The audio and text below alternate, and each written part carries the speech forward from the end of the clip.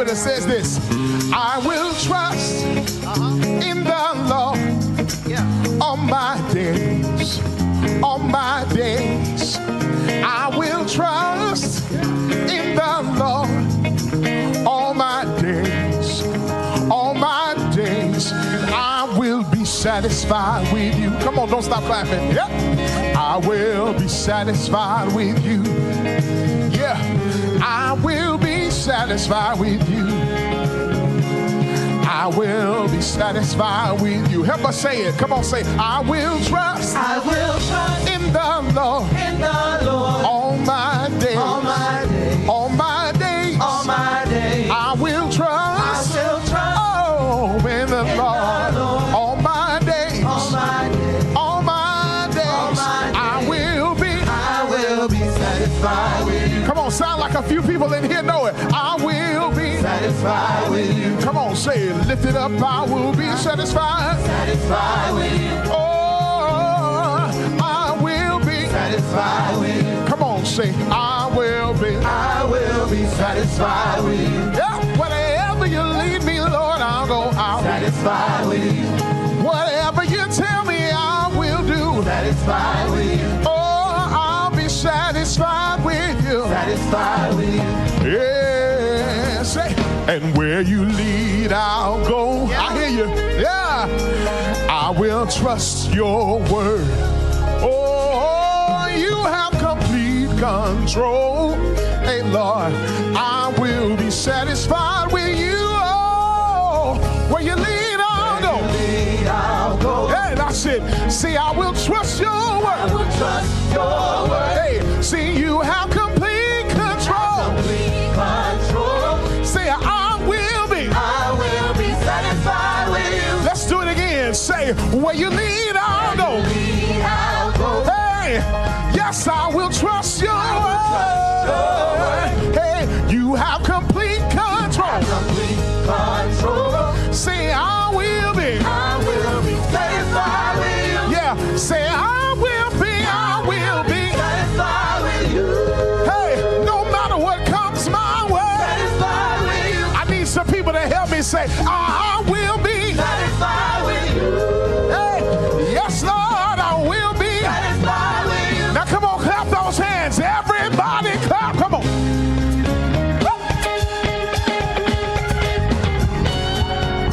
Come on, make it sound like Sunday morning in this room. Clap.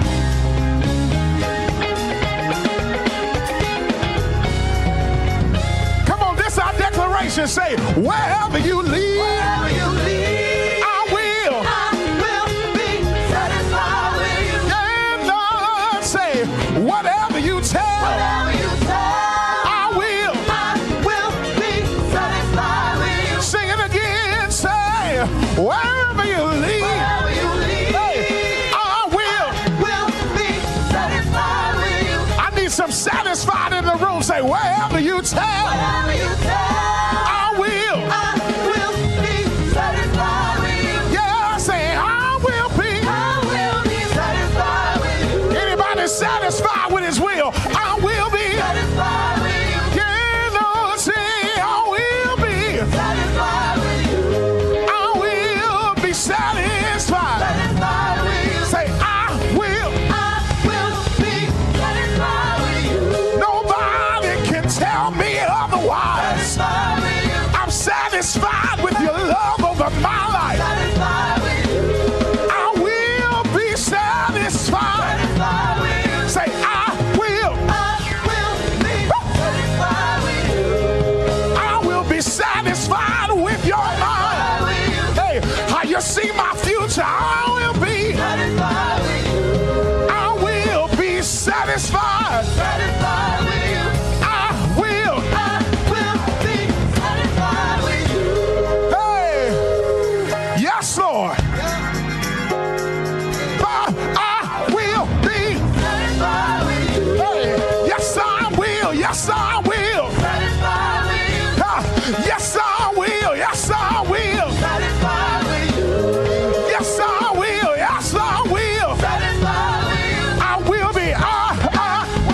be satisfied with you. Come on, sing it out in this room if you're satisfied. Satisfied with you. Satisfied with the love he gives. I will be. Satisfied with you. I will be satisfied. Satisfied That's with it. you. I will. I will be satisfied with you. Yeah, yeah. Yeah, yeah. I'll be satisfied Yeah, with you. yeah. I don't know about you, but I will be satisfied with you.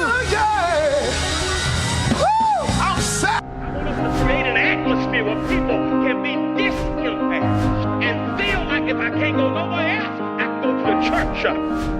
Life with God is better in every way, every day.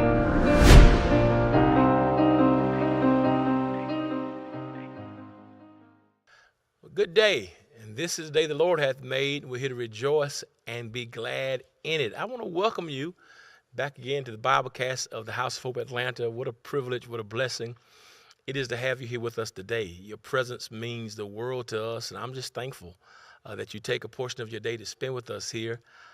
It's exciting to be able to come to bring you a daily dose of hope. My name is E. Dewey Smith, and I have a myriad of titles, but I want you to know ultimately who I am. I'm a hope dealer. I was placed on earth to bring hope and a message of hope to the world, and God has given me a variety of gifts by which I can accomplish that. So that's who I am. I'm just a human being who's a hope dealer, and I'm glad that you're here, and I want you to call a friend, call a relative, call an associate, call a neighbor, and let them know that the Hope Dealer is on the airways right now through Biblecast. I'm excited you're here, and I'm so excited. I mean, amazingly, God has already brought us to the second month of the year. I mean, we're in February. Think about it. It seems as if we just bring in a new year, and here we are. We moved from New Year's Eve and New Year's to almost Valentine's Day. So to God be the glory. I'm excited that you're here.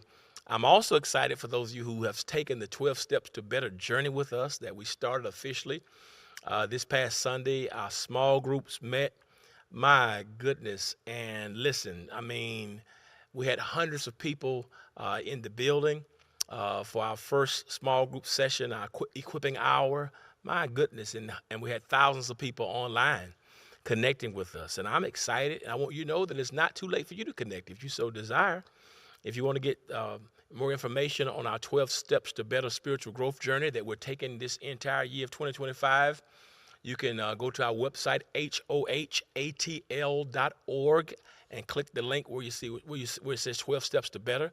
All the information, the whole guide is right there. You can register for a small group, one for this semester, which is February through March, or the spring semester, February through March, or the fall semester, which starts in August. So you can register for a session, and go ahead and do that now. Go ahead and register for a session. I'm telling you, it's going to be life-changing. I am so on fire to see how people are taking a better journey, because we want you to know here that life with God is better in every way, every day. And so whether you want better in an area of your life, maybe it's your finances, or maybe it's a relationship, maybe it's your marriage, maybe it's something spiritually, maybe it's communication, maybe you just want better, maybe you're going through a divorce and you're trying to live a better life as a divorcee. Whatever it is, we have groups, some powerful groups that can assist you on your 12 Steps to Better journey. So go ahead, go to the website, or you can text Better Life. Just text Better Life, no space, Better Life, to the number 678-201-1351. And the information will come up there, and you can see the 12 Steps to Better annual guide, and you can register for a small group. And there are other tools also listed in the guide, so we want you to be a part. Go ahead. You don't have to be a member of the church. Doesn't matter if you're in Atlanta or Alaska, Decatur or Dubai, Stone Mountains or Sudan. You can go ahead and you can connect with us, and I promise you, you're going to find a loving, non-judgmental community that you can share with and glean with. You don't have to do life alone. Community is very, very important, and we want you to be a part of it. And so all last month, I hope everybody was a part. If you participated in last month in our teachings, our theme was recognizing that we're incurably human. And so every Sunday, every Wednesday throughout the month, that was our theme. And that's really the first step in the 12 Steps to Better Recovery program, is admitting that we're powerless. We're powerless to overcome brokenness and to live a better life on our own. And so that's the admission that we are incurably human. And incurable humanity is not something that you demonize. It's something that you can verbalize, you can vocalize. And so you see me wearing my wristband. I still got my wristband on from the 12 Steps to Better. This is the annual wristband that we gave out in December. And I'm proud to show you my Live Better Incurably Human January wristband. This is for the month of January. I was just get it. And so this is for the process that I took during the month of January and so many others of our members.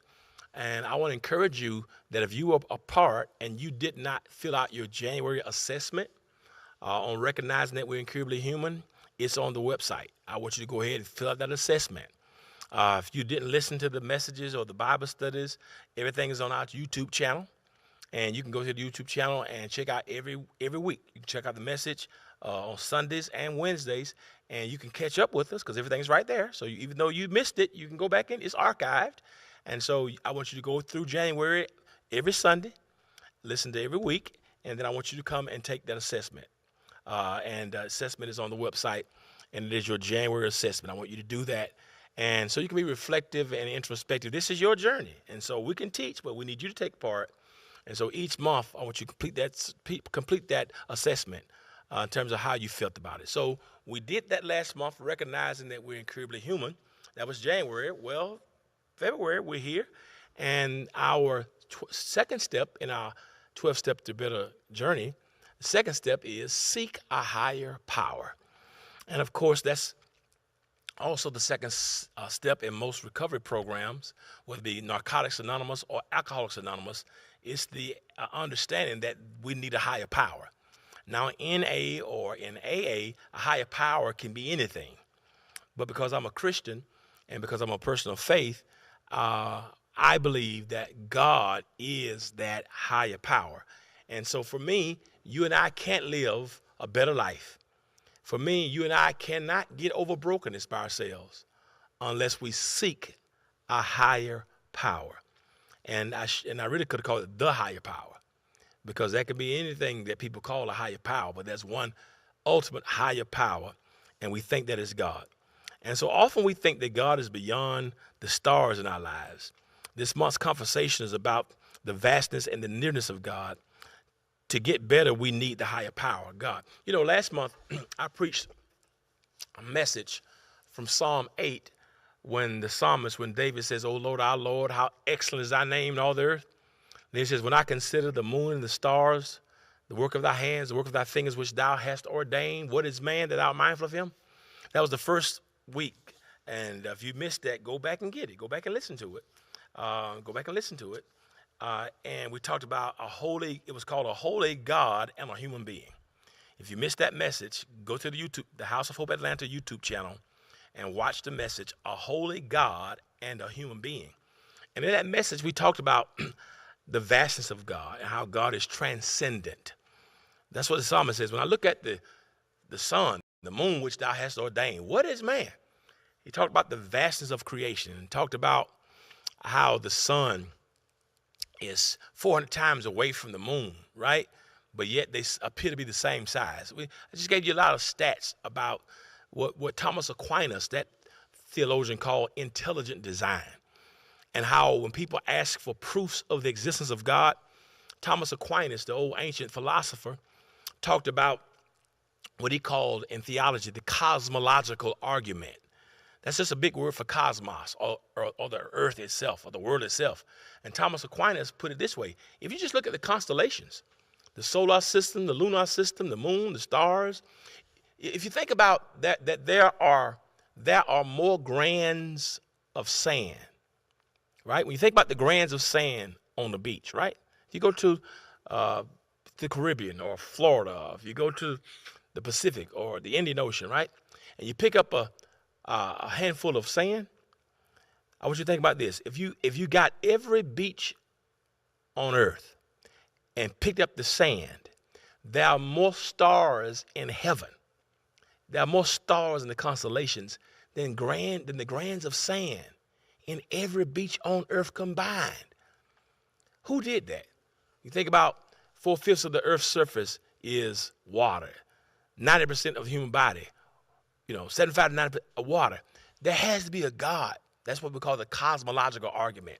So that's that God who's transcendent. The problem with the transcendence of God is God sometimes seems so vast, somewhere out there, beneath the lights. We feel like God is so far, God is so distant. And if I can be honest with you, sometimes life will make you feel that God is distant. Sometimes the troubles of life and our trials and tribulations, we say, well, God, where are you? Because we feel that God is not near.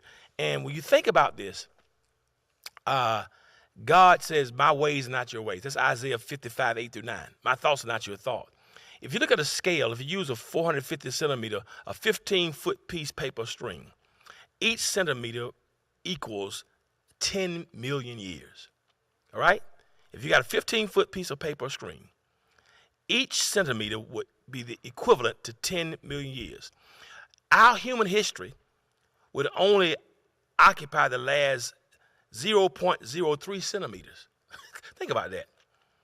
So each centimeter is 10 million years, but our existence, human history would only occupy 0.03 centimeters. We're not even a centimeter, human history, in terms of the vastness of God's creation. That's what I'm trying to tell you. And so our lives will be microscopic on that scale. This shows you how vast God is. God lit the sun once and it's never gone out. Never been to a repair shop. God put bulbs in the stars and caused them to twinkle for billions of years. That's the vastness of our God. God is so vast. And that's what David says. He says, when I consider the heavens, the moon and the stars, the work of your fingers, which thou hast ordained. He's talking about how vast God is. God is such a vast God. And so it's important to know, brothers and sisters, that God is vast, but God is also our rock. God is eternal. There's a passage in the book of 1 Timothy I want to share with you that really blesses my heart, that talks about God and the vastness of who God is. And it's 1 Timothy chapter 1 and verse number 12. I want to read this for you because let me go to verse 17, because this thing blesses my life every time I read it, just to get you to think about our higher power. Paul says, listen, now unto the King eternal. He's eternal. I want you to type that in the chat. God is eternal. God, and eternal means there is no beginning. There is no ending. We often talk about God, and we talk about how God is everlasting. And people sometimes look at everlasting as a synonym with eternal. And I get that, but etymologically and philosophically, everlasting and eternal are not the same. Let me give you an example. If you created something today that lasts forever, right? What you create may be everlasting, but it's not eternal. So if you created something tomorrow and that thing lasts from the moment you created it unto perpetuity, it's everlasting, but it's not eternal. Eternal means it has no beginning. God is not everlasting. God is eternal. God is from everlasting to everlasting. But there's a very clear difference between eternal and everlasting. Just because something lasts forever and can last forever does not mean it has existed forever. Everlasting means to last forever. Eternal means it existed forever. And that's why I'm here to tell you that God has existed forever. God was there before Alpha ever alphaed, and God will be there when Omega has Omega. God is the God who has no beginning. God is the God who has no ending. That's why Paul calls him the author and the finisher of our faith. So he's eternal. God is eternal. No beginning, no ending. Sometimes we say, God is going somewhere. Well, God is eternal. God isn't going anywhere. If God ever decided to go somewhere, God will bump into God's self when God got there. God is eternal, and he is our eternal rock. He's our eternal rock. And because of that, I want you to know that God is reliable to every generation. Did you hear me? He's reliable to every generation. And God's character is unshakable. Now, I want to say a word about this because if I can be honest with you, there are a lot of people who have been very anxious and troubled by what's happening politically. I try not to. I believe that my faith in God trumps political ideology. Jesus said, "My kingdom is not of this world." Sadly, too many people make idols out of the political parties. And unfortunately, a lot of people, they're concerned about America, what's going to happen with this new administration. And while it's okay to have concerns, and I understand why people have concerns, but what I love about God being eternal is God has been reliable across generations. I'm going to say that again. So people ask the question, well, what are we going to do in 2025? They've got this new political concept called Project 25.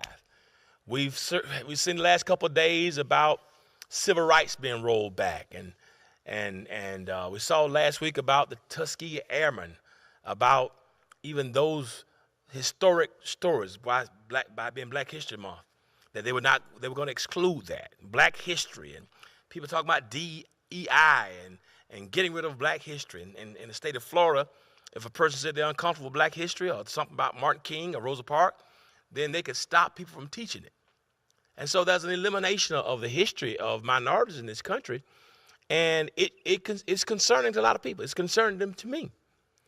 But let me tell you what I want you to hold your head on today, is God is so eternal that he's been reliable across generations.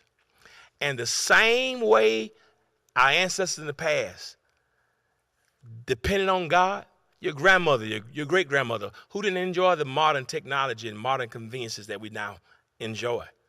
But faith in God, God has been reliable to generations. For 400 years of living in America, God has been reliable. And so I say the words, God of our weary years and God of our silent tears, you're the God who's brought us thus far on the way. Thou who hast by thy might led us into the light. Keep us forever in the path we pray. God is reliable. So if you don't trust government, if you're concerned about what's going to happen in the White House, remember we have a higher power who is reliable. I didn't say you'll get everything you want. I didn't say everything would turn out exactly the way you planned. I didn't say that life wouldn't present challenges or struggles. But what I can tell you today is the same God who was reliable for your ancestors, for your aunt, for your grandfather, for your great uncle, for your grandma, for your mama, for your daddy, the same God that was reliable to them, the same God who was there in Kelly Ingram Park in 1960s when Bull Connor was a public safety director, putting German shepherds and fire hoses on young black boys and young girls in Kelly Ingram Park in Birmingham.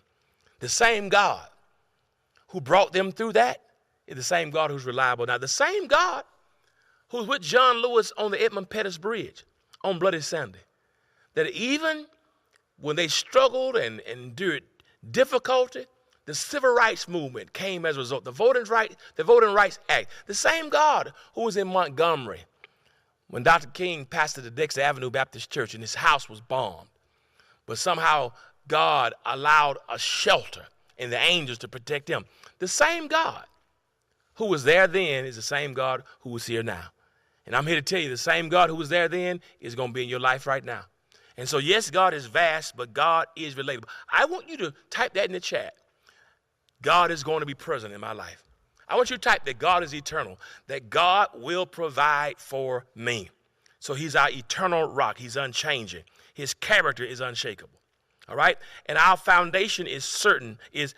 We have a foundation in uncertain times. Can I be honest with you? Times are uncertain. Yeah, we heard about the price of eggs were going to drop. The price of eggs have gone up. We've heard about tariffs being included. We've heard about people being nominated for positions that they don't have the qualifications for. Yeah, we're in certain times when we have people who want to be over health for our nation, but they're talking about eliminating the polio vaccine. Yeah, we're in certain times when federal grants and federal loans, which affect free lunch and school lunch, which even the suicide prevention hotline is supported by the federal hotlines. We talk about Social Security, Medicare, Medicaid, student loans. We're in uncertain times, my brothers and my sisters.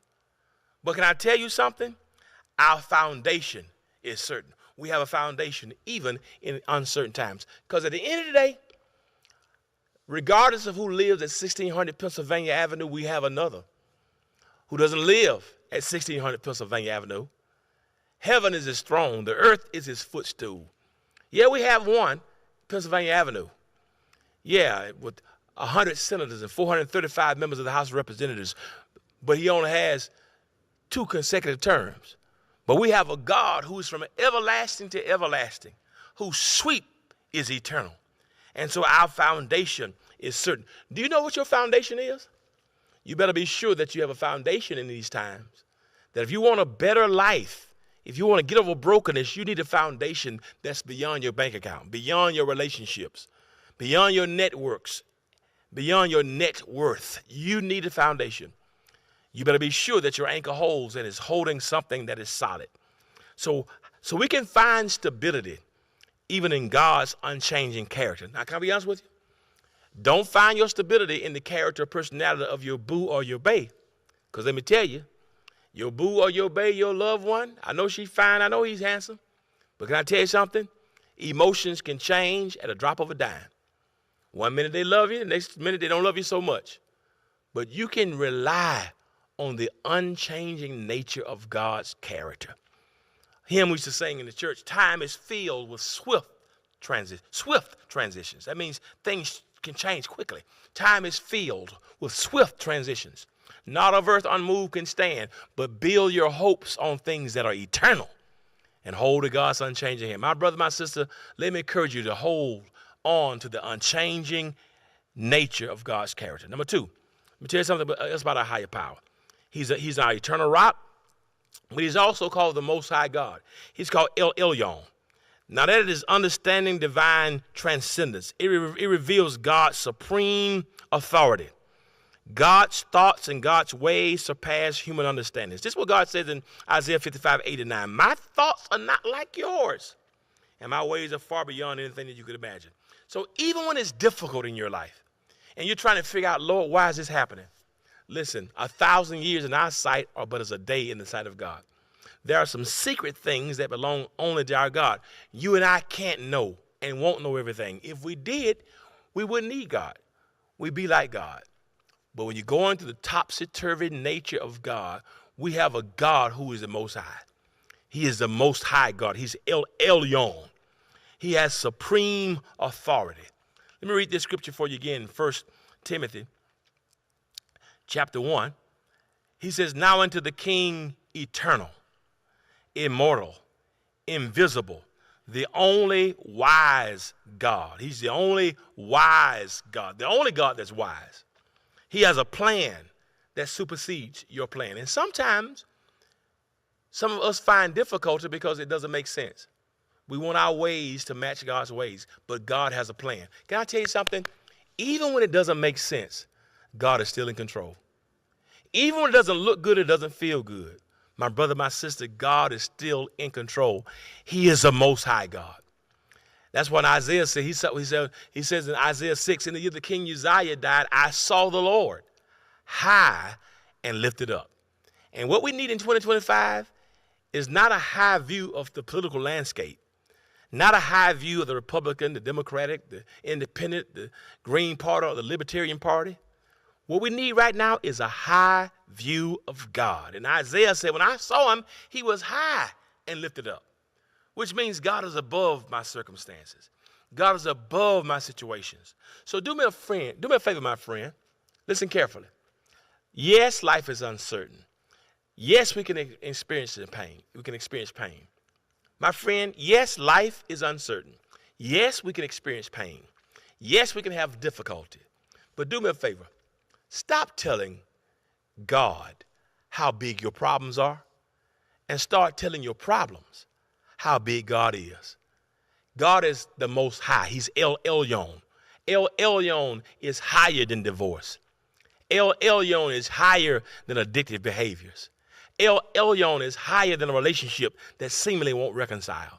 El Elyon is higher than student loans. He's higher than cancer. He's higher than financial difficulty. El Elyon, the God, he is the most high God. And if you give God room, God can prove that he's El Elyon in your life. His ways are going to surpass your thoughts. There have been times in my life I had a plan, and my life did not go according to plan. There have been times I've been so disappointed because what I thought was going to work, it didn't work. But now I've learned that God's ways are not my ways, that God's plans are much better than my plans. So now, you know what I learned how to thank God for? The El Elyon. Some of you thank God for what God provided. I've learned how to shout for what God prevented. Some of you thank God for what God starts. I've learned how to thank God for what God stops. Because El Elyon is high and lifted up.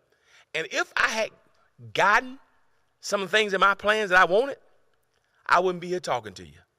If God had granted me some of the things that I thought I needed and wanted, I'd be dead, stressed out, cracked out, in a cemetery or in a jail cell.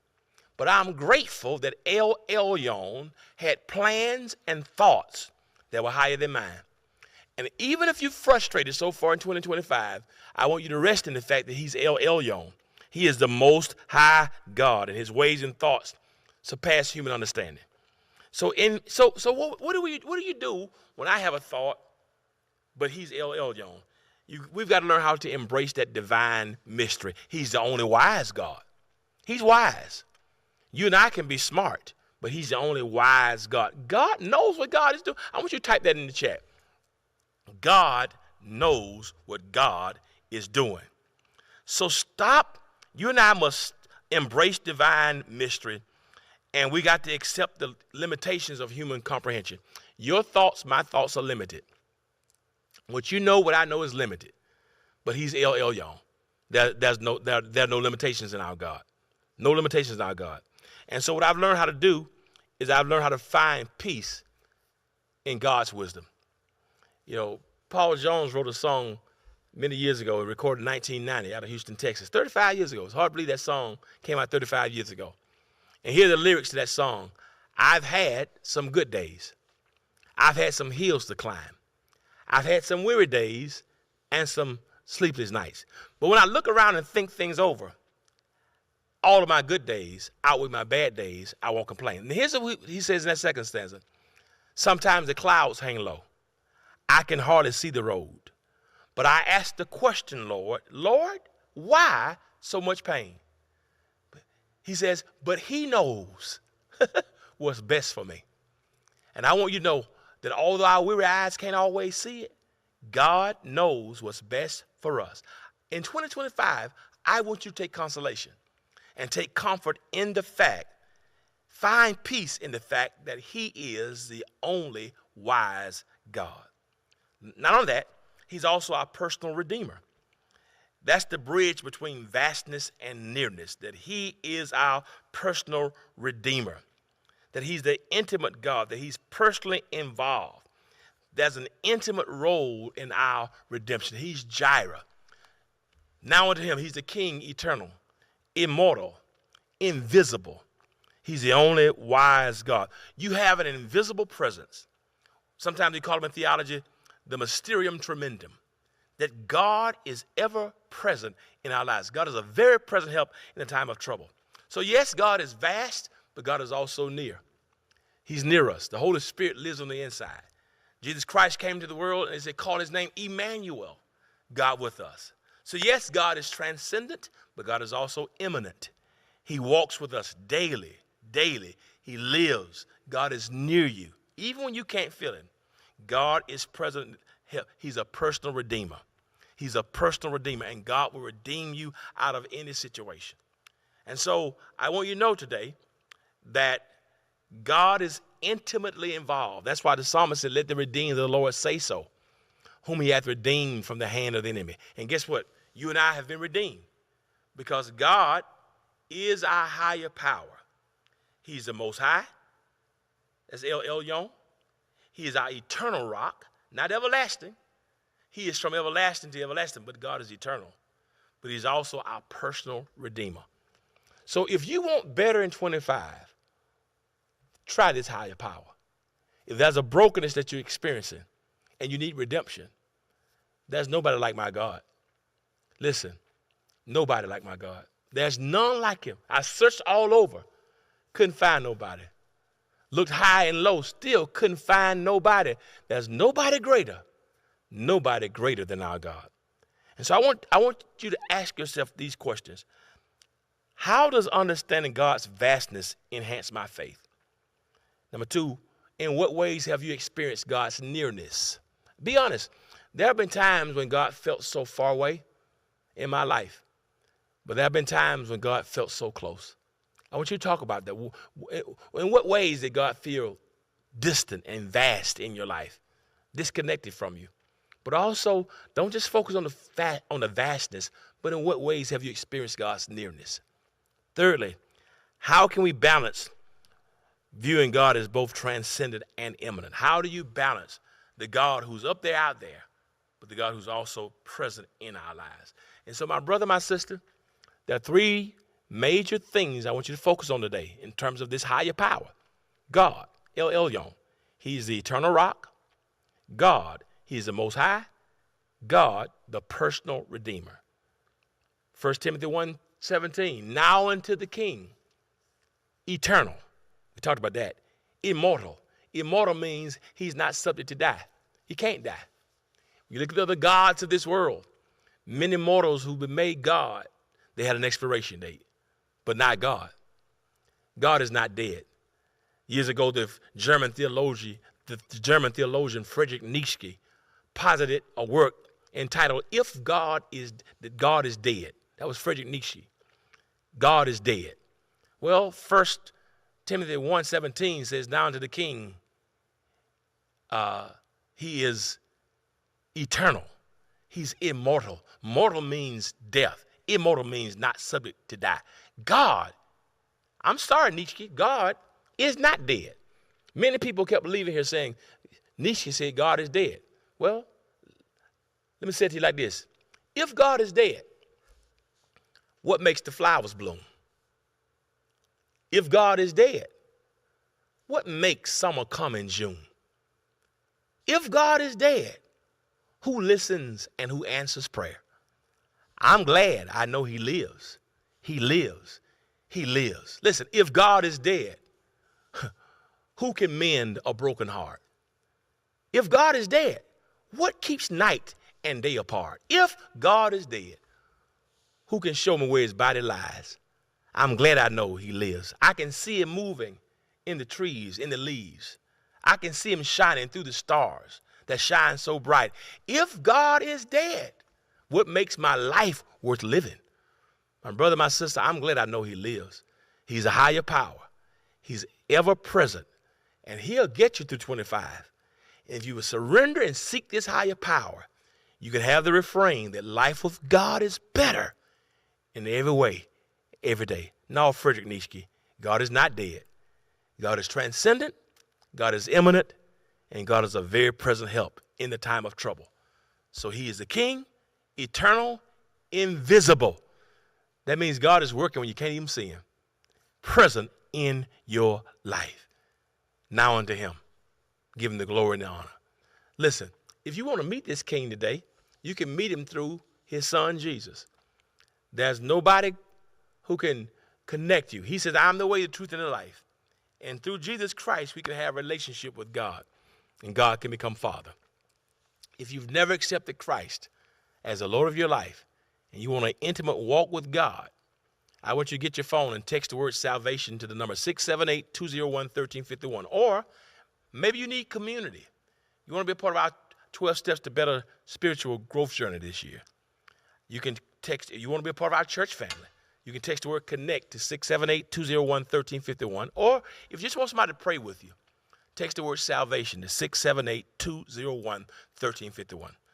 Salvation, connection, prayer. Lastly, if you've been blessed by our ministry and you're on this spiritual journey with us this year and you want to sow into the ministry to help us to keep doing the ministries, it takes a lot to do this. You can become a part of our small groups. We now have hybrid worship opportunities. On Sunday mornings, we even have hybrid small groups, whether you're here in Lithonia or if you're in Los Angeles, Las Vegas, or Lagos, Nigeria.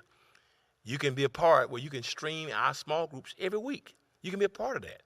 We've put the expense into that so you can be the recipient of these moments of hope and these 12 steps to be able to guide.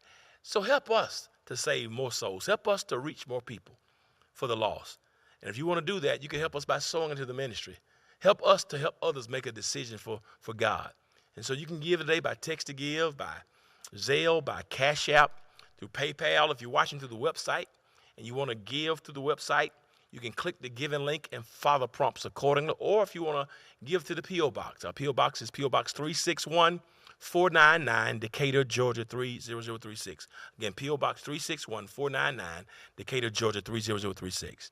And so I want to make sure you get the opportunity and you can sow right now. I got to leave you now, but remember this month, we're seeking a higher power.